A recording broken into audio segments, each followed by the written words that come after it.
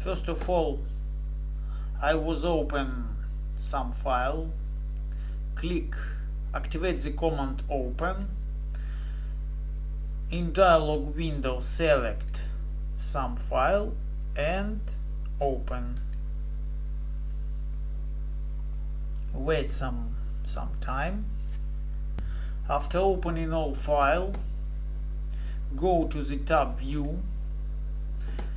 In panel interface we can tile horizontally and tile vertically and cascade. If we maximize one of them,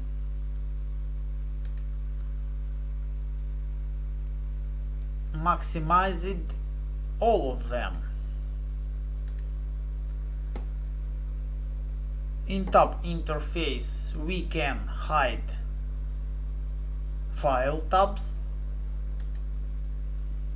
and we can hide model layout. Z click.